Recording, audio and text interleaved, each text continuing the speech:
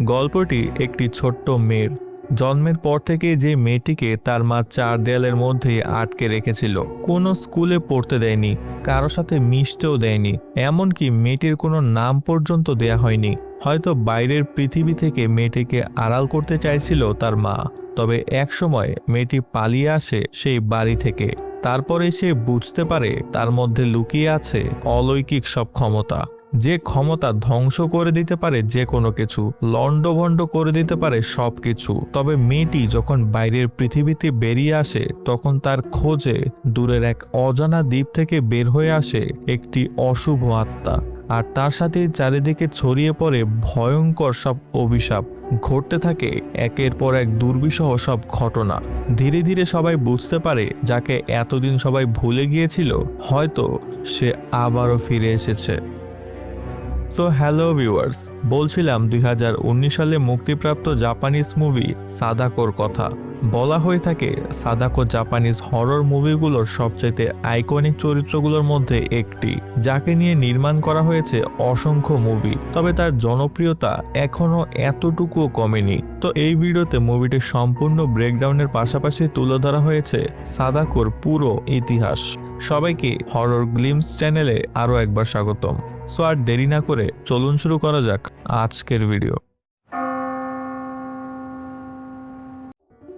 সময়টা তখন পরন্ত বিকেল বেলা।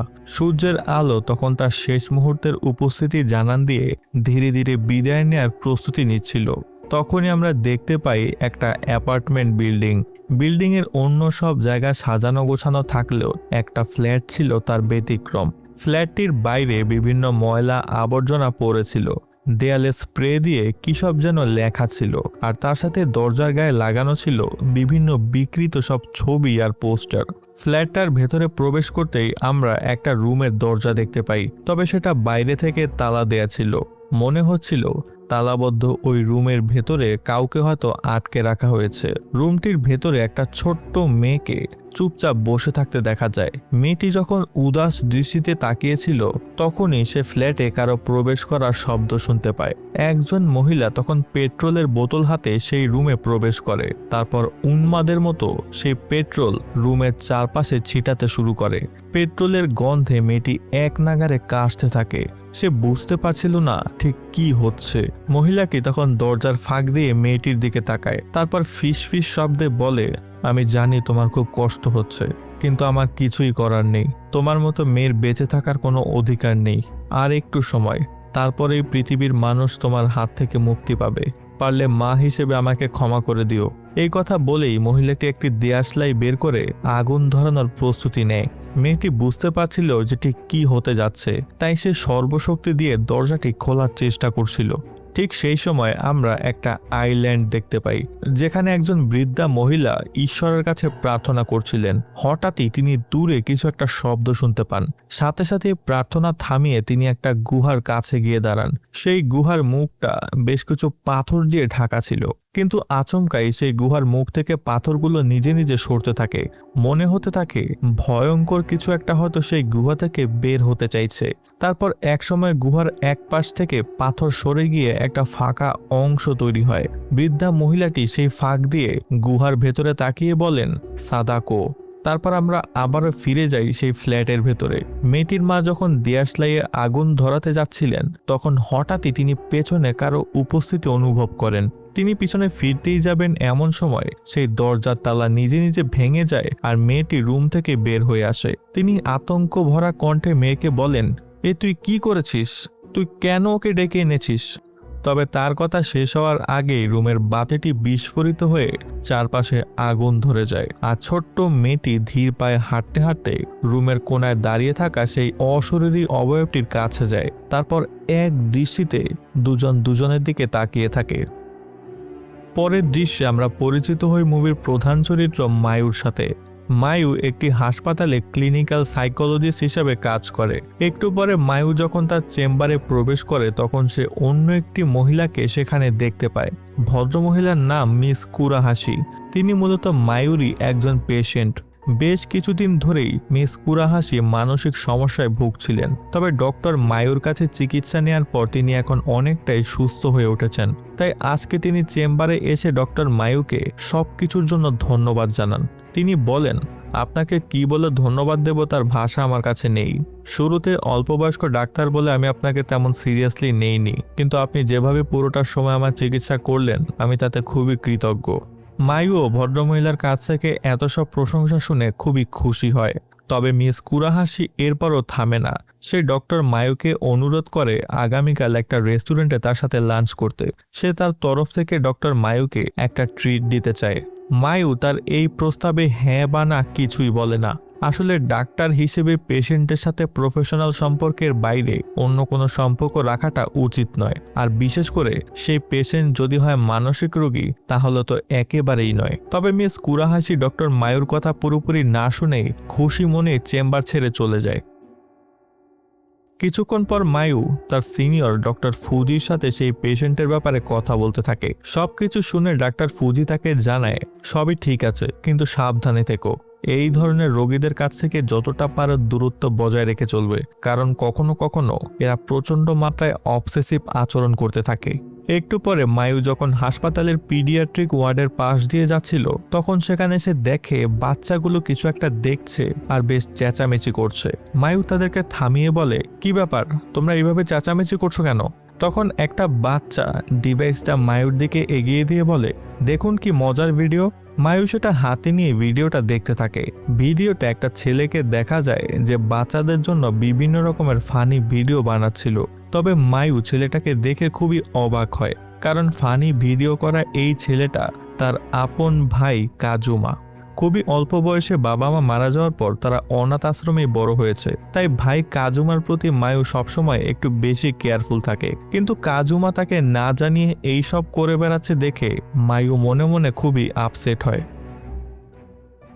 ডিউটি শেষে মায়ু একটা রেস্টুরেন্টে তার ভাইয়ের সাথে দেখা করে। তারপর ফোন বের করে ভিডিওগুলো তাকে দেখিয়ে জিজ্ঞেস করে, দয়া করে আমাকে বলবে এইসব কি হচ্ছে? পড়াশোনা বাদ দিয়ে তুমি কি এইসব করে বেড়াচ্ছ নাকি? কাজুমা শুরুতে একটু থতমত খেয়ে গেল, নিজেকে সামলে নিয়ে বলে, দেখো, পড়াশোনা তো চলছেই, কিন্তু বর্তমানে চাকরির বাজারে যে অবস্থা তাতে ক্যারিয়ারের কোনো নিশ্চয়তাই নেই। অনেকেই এখন কন্টেন্ট ক্রিয়েটর হয়ে যাচ্ছে, এই জন্য আমিও শুরু করে দিলাম। মায়ু রেগে গিয়ে বলে, তাহলে এইসব করে বেড়ালে তোমার পড়াশোনা কি হবে?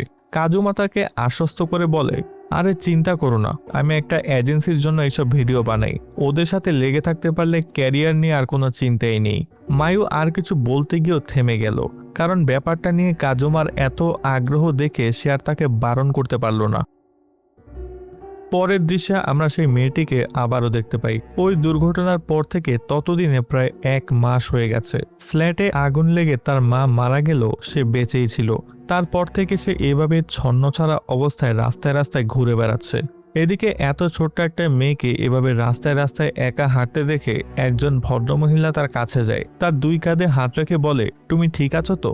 তবে কথাটা বলার সাথে সাথেই ভদ্রমহিলার মধ্যে যেন কিছু একটা ঘটে যায়। তিনি সাথে সাথেই ব্রিজের ওপর থেকে লাফ দিয়ে সোজা রাস্তায় গিয়ে পড়েন এবং ঘটনাস্থলেই প্রাণ হারান। মেয়েটি উপর থেকে অবাক দৃষ্টিতে ভদ্রমহিলার মৃতদেহের দিকে তাকিয়ে থাকে, কিন্তু তারপরেই দেখা যায় জায়গাটা পুরোপুরি ফাঁকা, কেউই সেখানে নেই। মেয়েটি অবাক হয়ে যায় পুরো ঘটনায়। তখন তার চোখ পড়ে ব্রিজের পাশে, সেখানে কিছু ফুল আর উপহার সামগ্রী রাখা ছিল। এই ধরনের জিনিস মূলত সেই সব জায়গায় রাখা হয় যেখানে সদ্য কেউ মারা গেছে। বোঝাই যাচ্ছিল যে মহিলাটিকে সে ব্রিজ থেকে পড়ে যেতে দেখেছে সে কোনো অশুভ আত্মা, কারণ বলা হয়ে থাকে কেউ যদি অস্বাভাবিকভাবে মারা যায় তাহলে ওই জায়গাটা অপবিত্র হয়ে যায় এবং মারা যাওয়ার দৃশ্যটা ক্রমাগত সেখানে রিপিট হতে থাকে। মেয়েটি ভয় পেয়ে সেখান থেকে সরে আসতে একজন পুলিশ তাকে দেখতে পায়। পুলিশ লোকটা পেছন থেকে তাকে ডাক দিতেই মেয়েটি অজ্ঞান হয়ে পড়ে যায়।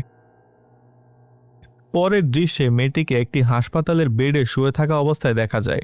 ঘটনাক্রমে মেয়েটিকে সেই হাসপাতালে আনা হয়েছে যেখানে মায়ু কাজ করে। মায়ু এবং ডাক্তার ফুজি মেয়েটির সাথে কথা বলার চেষ্টা করে। সে কোথায় থাকে, তার নাম পরিচয় কি সেসব জিজ্ঞেস করে। তবে মেয়েটি কোনো কথারই উত্তর দিতে পারে না। তারা বুঝতে পারে হয়তো কোনো কারণে মেয়েটি তার স্মৃতিশক্তি হারিয়ে ফেলেছে, তাই আর কিছু জিজ্ঞেস না করে তারা মেয়েটিকে নিশ্চিন্তে বিশ্রাম নিতে বলে।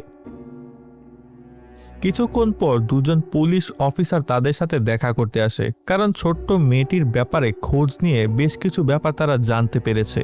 তারা জানায় প্রায় মাসখানেক আগে একটা ফ্ল্যাটে আগুন লেগে হাতসুকো নামে একজন মহিলা মারা যায়। তবে খোঁজ নিয়ে জানা গেছে সেটা কোনো দুর্ঘটনা ছিল না, হয়তো রুমে পেট্রোল ছিটিয়ে আগুন লাগিয়ে মহিলাটাই নিজেকে শেষ করতে চাইছিল। আর সেই মহিলাই হলেন এই ছোট্ট মেয়েটির মা। দুর্ঘটনায় ওই মহিলা মারা গেলেও ছোট্ট মেয়েটি সেখান থেকে পালিয়ে যায়। তবে পুলিশ খোঁজ নিয়ে জানতে পেরেছে তাদের রেকর্ডে ছোট্ট মেয়েটির কোনো তথ্য নেই, তার কোনো বার্থ সার্টিফিকেট করা হয়নি, কোনো স্কুলে ভর্তি করানো হয়নি। হয়তো কোনো একটা কারণে ওই মহিলা মেয়েটিকে আড়াল করে রাখতে চাইছিল। তাই একটু পরে সেই পুলিশ অফিসার দুজন এবার মেয়েটিকে জিজ্ঞাসাবাদ করতে শুরু করে, কিন্তু মেয়েটি কোনো কিছুরই উত্তর দিতে পারে না, এমনকি সে তার নাম পর্যন্ত মনে করতে পারে না। সে শুধু জানায় তার মা তাকে সাদাকো বলে ডাকতো। তবে পুলিশ অফিসার দুজন তারপরও মেয়েটিকে ক্রমাগত প্রশ্ন করে যেতে থাকে, আর এবার মেয়েটির চোখে মুখে একটা রাগের ভাব ফুটে ওঠে। সে এক দৃষ্টিতে সামনে কিছু একটার দিকে তাকিয়ে থাকে। মায়ু মেয়েটির চেহারার এই পরিবর্তনটা লক্ষ্য করে। সে পাশ ফিরে দেখার চেষ্টা করে মেয়েটি কি দেখছে, আর তখনই মায়ু দেখতে পায় একটু দূরে থাকা প্লাস্টিক মডেলের খেলনাগুলো নিজে নিজে নড়তে শুরু করেছে। তারপর এক এক করে সেগুলো পড়ে যেতে থাকে। একটা ঘূর্ণিঝড়ের মতো সৃষ্টি হতে থাকে সেখানে। মায়ু অবাক হয়ে আবারও মেয়েটির দিকে তাকায় এবং বুঝতে পারে এগুলো এই মেয়েটিই করছে। হয়তো তার মধ্যে টেলিকাইনেসিস শক্তি আছে, যার মাধ্যমে শুধু মাইন্ড ব্যবহার করে কেউ চারপাশের জিনিসপাতি কন্ট্রোল করতে পারে। মায়ু বুঝে যায় দ্রুত কিছু একটা না করতে পারলে অঘটন ঘটে যাবে। তাই সে পুলিশ অফিসার দুজনকে থামিয়ে দেয় এবং তাদেরকে আজকের মতো জিজ্ঞাসাবাদ বন্ধ করতে বলে। মেয়েটিও তারপর ধীরে ধীরে শান্ত হয়ে যায়। পরের দৃশ্যে আমরা মায়ুর ভাই কাজুমাকে দেখতে পাই। ইদানিং সে লক্ষ্য করছে দিন দিন তার ভিডিওগুলোর ভিউ কমতে শুরু করেছে। যত রকম ভিডিও সে বানাচ্ছে তাতে খুব একটা লাভ হচ্ছে না। এই সময় আমরা পরিচিত হই ইশিদা নামে আরো একজন লোকের সাথে। মূলত এই লোকটার ওয়েবসাইটেই কাজুমা কাজ করে আসছে। ইশিদা তাকে আশ্বস্ত করে বলে, চিন্তা করো না, তুমি তোমার মতো ভিডিও বানিয়ে যাও, দেখবে আবারও ভিউ বাড়তে শুরু করেছে। তবে কাজুমা হতাশ কণ্ঠে বলে, সবকিছুই তো ট্রাই করে দেখলাম, কোনো লাভই তো হচ্ছে না। ইশিদা এবার বলে, তুমি চাইলে অন্য কিছু নিয়ে ভিডিও বানাতে পারো। ইদানিং গেমিং ভিডিও, প্রাঙ্ক ভিডিও অথবা হন্টেড জায়গায় গিয়ে বানানো ভিডিও অনেক চলছে। আইডিয়াটা কাজুমার মনে ধরে। সে সার্চ দিয়ে দেখতে থাকে টোকিও শহরে এমন কোনো হন্টেড প্লেস আছে কিনা। কিছুক্ষণ ঘাটাঘাটি করে সে বিভিন্ন হন্টেড প্লেসের একটা লিস্ট দেখতে পায়। সেখানে সবগুলো জায়গায় বেশ ভয়ঙ্কর বলে মনে হয় কাজুমার কাছে। তবে এই সময় সে একটা পুরা অ্যাপার্টমেন্ট বিল্ডিং এর ছবি দেখতে পায়। অল্প কিছুদিন হলো সেখানে আগুন লেগে বেশ কয়েকজন মানুষ মারা গেছে, আর তারপর থেকেই নাকি সেখানে অদ্ভুত সব ভুতুরে জিনিসপাতিও দেখা যাচ্ছে। কাজুমার জায়গাটা পছন্দ হয়। সে সিদ্ধান্ত নেয় এই বিল্ডিং এ গিয়ে সে তার নেক্সট ভিডিও বানাবে। তাই পরদিন কাজুমা তার ক্যামেরা নিয়ে সেই বিল্ডিং এ গিয়ে প্রবেশ করে। এদিকে হাসপাতালে মেয়েটি ধীরে ধীরে সুস্থ হয়ে উঠতে থাকে। তবে তখনও সে কারোর সাথে কথা বলে না, কেউ কিছু জিজ্ঞেস করলে উত্তর দেয় না। সবার থেকে দূরে গিয়ে সে একা একা বসে থাকে আর নিজের মনে গুনগুন করে একটা গান গাইতে থাকে। তার এমন উদ্ভট আচরণ দেখে বাচ্চাগুলো তাকে নিয়ে হাসাহাসি শুরু করে, বিভিন্নভাবে তাকে বিরক্ত করতে থাকে। তাই একদিন রেগে গিয়ে মেয়েটি তার টেলিকাইনেসিস শক্তি ব্যবহার করে বাচ্চাগুলোকে প্রচন্ড রকম ভয় পাইয়ে দেয়। তারপর থেকে তারাও মেয়েটিকে আর তেমন একটা ঘাটায় না। তবে এর পরে অবশ্য তার খুব একটা স্বস্তি নেই। প্রায়ই সে হাসপাতালের বিভিন্ন জায়গায় মৃত মানুষের অশুভ আত্মাকে দেখতে পায়। সেই আত্মাগুলো তাকে আক্রমণ করার চেষ্টা করে, কিন্তু যে কোনোভাবেই হোক মেয়েটি বেঁচে যায়। মেয়েটির এমন অবস্থা দেখে মায়ু প্রায় তাকে শান্ত করার চেষ্টা করে, তাকে আশ্বস্ত করে বলে, চিন্তা করো না, সবকিছু ঠিক হয়ে যাবে। মেয়েটিও ধীরে ধীরে মায়ুকে ভরসা করতে শুরু করে, কারণ জ্ঞান হওয়ার পর থেকে তার নিজের মায়ে তাকে রুমে আটকে রেখেছিল, এমনকি আগুনে পুড়িয়ে শেষ করতেও চাইছিল। তাই এত সব কিছুর পর মায়ুর এই সামান্য ভালোবাসাটুকু তার কাছে অনেক বড় বলেই মনে হচ্ছিল। তবে এসবের বাইরেও মেয়েটির আরও একটা ক্ষমতা ছিল, সে কারো হাত স্পর্শ করে তার অতীত সম্পর্কে জানতে পারে। তাই মায়ু যখন তার হাত স্পর্শ করে তখন সে জানতে পারে ছোটবেলায় মায়ুও তার মতোই একা ছিল।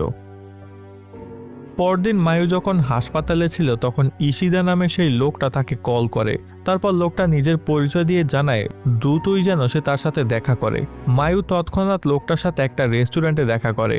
তারপর ইশিদা তাকে জানায় কাজুমা তার আন্ডারেই ভিডিও কন্টেন্ট বানানোর কাজ করে। গতকালই সে একটা হন্টেড বিল্ডিংয়ে গিয়ে ভিডিও বানিয়েছে, আর সেই ভিডিও বেশ ভালোই ভাইরাল হয়েছিল। কিন্তু তারপরে পুলিশ তাদের সাথে যোগাযোগ করলে তারা ভিডিওটি ডিলিট করে দেয়।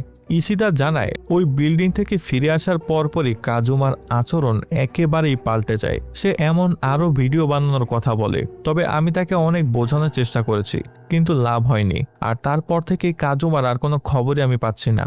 কথাটা শুনেই মায়ু পুরোপুরি থমকে যায়, এমনকি সেই ইশিদার উপরও রেগে ওঠে।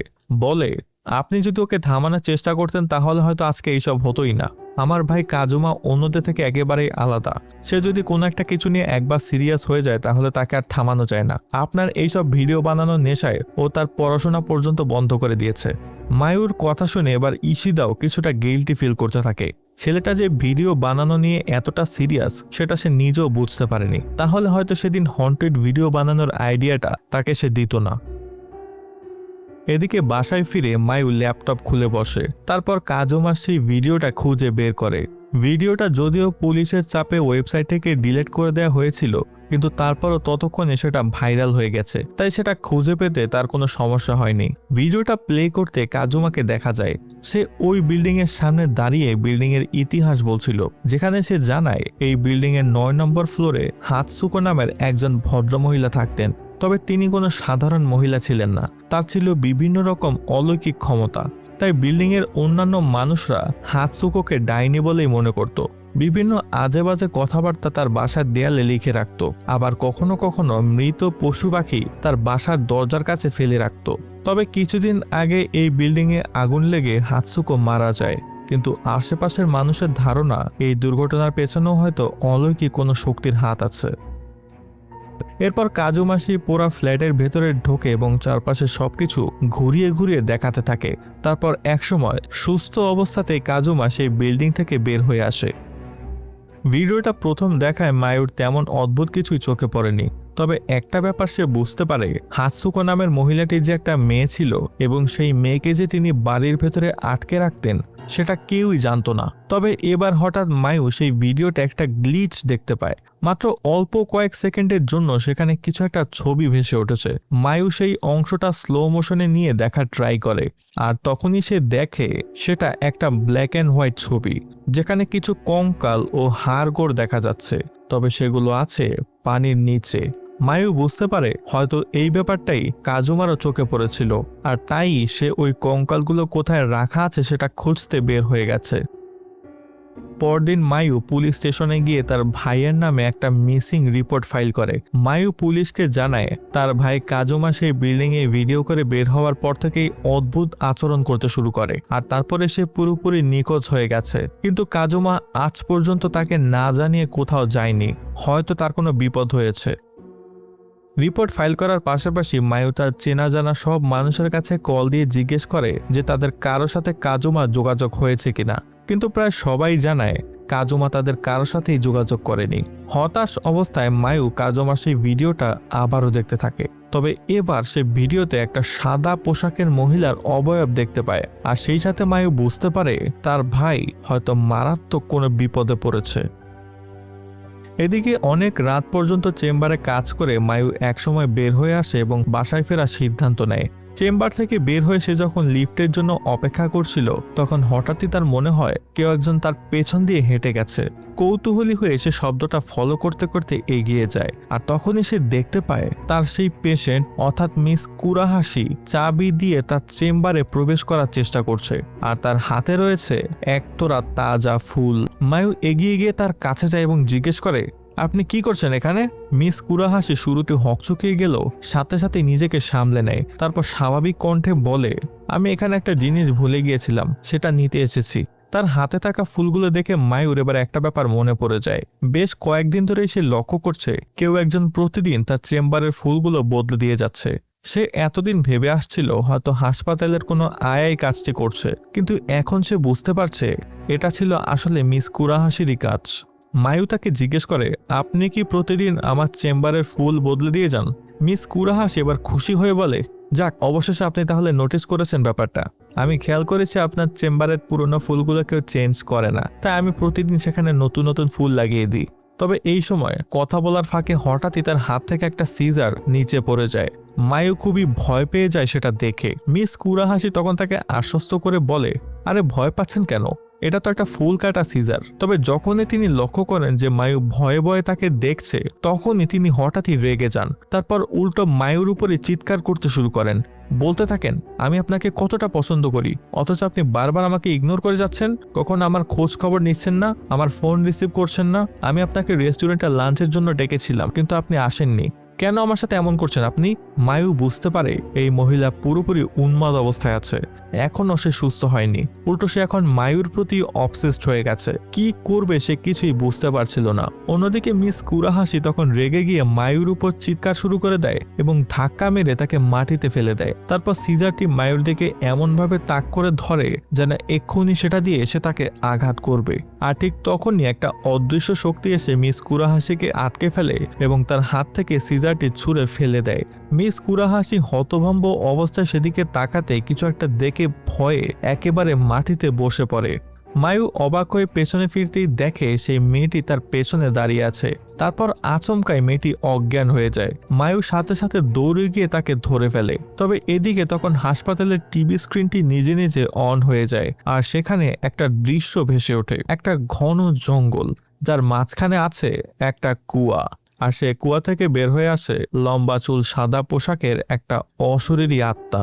তবে ধীরে ধীরে সেটি টিভি স্ক্রিন থেকে বের হয়ে আসে এবং মাটিতে গড়িয়ে গড়িয়ে মিস কুরাহাসির সামনে এসে দাঁড়ায়। তিনি তখন ভয়ে একেবারেই জমে যান। তার মুখ থেকে বের হয়ে আসে শুধু একটাই শব্দ, সাদাকো। পরদিন সকালে হাসপাতাল কর্তৃপক্ষ মায়ু, মিস কুরাহাসি এবং সেই মেয়েটিকে অজ্ঞান অবস্থায় উদ্ধার করে। তাদের মধ্যে মেয়েটির অবস্থা ছিল খুবই আশঙ্কাজনক, তাই তখনই তাকে আইসিইউতে ভর্তি করা হয়। কিছুক্ষণ পর মায়ু এবং মিস কুরাহাসির জ্ঞান ফিরে আসলেও মিস কুরাহাসি তখনও ভয়ে কাঁপছিল। ডাক্তাররা যতই তাকে শান্ত করার চেষ্টা করছিল, ততই তিনি আরো বেশি আটকে উঠছিলেন। এদিকে তার এমন অবস্থা দেখে মায়ুর কেমন যেন সন্দেহ হতে থাকে। ডক্টর ফুজি যখন তাকে গতরাতে কি হয়েছিল জিজ্ঞেস করে, তখন সে সবকিছু খুলে বলে। কিভাবে মিস কুরাহাসি তার রুমে ঢোকার চেষ্টা করেছিল আর কিভাবে আচমকা টিভি স্ক্রিন থেকে একটা অশরীরী আত্মা বের হয়ে এসে তাদেরকে আঘাত করলো, তার সবকিছুই সে খুলে বলে। কিন্তু যে ব্যাপারটা তাকে সবচাইতে অবাক করে সেটা হলো, যখন সেই আত্মাটি মিস কুরাহাসির সামনে এসে দাঁড়ালো, তখন তিনি কেন তাকে সাদাকো বলেই ডেকে উঠলেন। তিনি কি তাহলে ওই আত্মাটিকে আগে থেকেই চিনতেন? আর এত নাম থাকতে সাদাকো বলেই কেন ডাকলেন? সেই ছোট্ট মেয়েটিকেও তার মা সাদাকো বলেই ডাকতো। তার সাথে কি ওই আত্মাটির কোনো কানেকশন আছে? সবকিছু কেমন যেন জট পাকাতে শুরু করে তার মাথায়। তাই সে সোজা মিস কুরাহাসির রুমে গিয়ে প্রবেশ করে এবং ব্যাপারটা কি সেটা জানতে চায়। মিস কুরাহাসি সেই ঘটনার পর থেকে নিজেও ট্রমার মধ্যেই ছিল, তাই তিনি শুরু থেকে মায়ুকে সবকিছু খুলে বলেন। তিনি জানান ঘটনাটা শুরু হয় যখন তিনি হাই স্কুলে পড়তেন। সেই সময় শিজুকো ইয়ামামুরো নামে একজন মহিলা ছিল। লোকে মুখে শোনা যেত তার নাকি বিভিন্ন রকম অলৌকিক ক্ষমতা ছিল। তিনি চোখ বন্ধ করে অতীত ভবিষ্যৎ দেখতে পারতেন, যে কাউকে নিজের কন্ট্রোলে নিয়ে নিতে পারতেন। তখন ডক্টর ইকুমা নামে একজন রিসার্চার এই কথা শোনার পর শিজুকোকে নিয়ে গবেষণা করতে শুরু করেন। তার মাধ্যমেই মূলত দেশের সবাই তখন শিজুকো ইয়ামামুরোর আশ্চর্য ক্ষমতার কথা জানতে পারে। কিন্তু দেশের সাধারণ মানুষ এই রকম ক্ষমতাধর কোনো নারীকে একদমই সহ্য করতে পারল না। তারা ভয় পাচ্ছিল হয়তো এই নারী কোনো ডাইনি হবে। তাই বিভিন্নভাবে তারা শিজুকো ইয়ামামুরোকে অপমান করতে থাকে। এদিকে মানুষের এমন রিয়াকশন সহ্য করতে না পেরে শিজুকো ইয়ামামুরো একসময় নিজেকেই শেষ করে দেয়। তবে তার একটা ছোট্ট মেয়ে ছিল যার নাম ছিল সাদাকো। সাদাকো নামের এই মেয়েটির ক্ষমতা ছিল তার চাইতেও বেশি। সাদাকোর টেলিকাইনেসিস অর্থাৎ তার মাইন্ড ব্যবহার করে তার আশেপাশে জিনিসকে কন্ট্রোল করতে পারত, কারণ মনের মধ্যে ঢুকে গিয়ে তার চিন্তা ভাবনা নিয়ন্ত্রণ করতে পারত। সাদাকোর এমন ক্ষমতা দেখে তার বাবা খুবই ভয় পেয়ে যায়। তিনি লোকজনের হাত থেকে বাঁচার জন্য তার মেয়ে সাদাকোকে কুয়া থেকে নিচে ফেলে শেষ করে দেন। আর তারপর থেকে সাদাকো একটা অতি ভয়ঙ্কর আত্মা হিসেবে ফিরে আসে। একে একে সবাইকে শেষ করে সে তার প্রতিশোধ নিতে শুরু করে। সাদাকোর যে ব্যাপারটা সবচেয়ে ইন্টারেস্টিং সেটা হলো সাদাকো ভিডিও টেপ বা ক্যাসেটের মাধ্যমে তার অভিশাপ ছড়িয়ে দিত, আর সেই অভিশপ্ত ক্যাসেটটি কেউ টিভিতে প্লে করলে টিভি স্ক্রিন থেকে স্বয়ং সাদাকো বের হয়ে আসতো এবং একে একে সবাইকে মারতে শুরু করত। সবকিছু শুনে মায়ু এবার পুরোপুরি হতাশ হয়ে যায়। তার ভাই কাজুমার ভিডিওতে সে ওই দিন যাকে দেখেছিল সে তাহলে সাদাকোই ছিল। তার মানে কাজুমাও হয়তো নিশ্চিতভাবে সাদাকোর অভিশাপের শিকার হয়েছে। সেদিন বাসায় ফিরে মায়ু যখন নিজের মনে কাজুমার ভিডিওটা দেখছিল তখন হঠাৎই সেখানে অদ্ভুত কিছু দৃশ্য প্লে হতে থাকে। প্রথমে একটা কুয়া দেখা যায় যেখানে অনেকগুলো বাচ্চা ছেলে মেয়ে ডুবে যাচ্ছে আর চিৎকার করে বাঁচার আকুতি করছে। আর তারপরে আরেকটা দৃশ্য ভেসে ওঠে যেখানে কাজুমাকে একটা পাহাড়ের গুহায় বসে থাকতে দেখা যায়, আর সেই গুহার মুখে দাঁড়িয়ে আছে একজন মহিলা, আর সাথে সাথে তিনি সোজা সেই গর্তের ভেতরে ঝাঁপ দেন। মায়ু কি হচ্ছে কিছুই বুঝতে পারছিল না। এইমাত্র যে দৃশ্যগুলো সে দেখলো সেগুলো কি আসলেই সত্যি? তার ভাই কাজুমা কি তাহলে বেঁচে আছে? কিন্তু কোথায় সেই জায়গাটা? কিভাবে সে উদ্ধার করবে তার ভাইকে?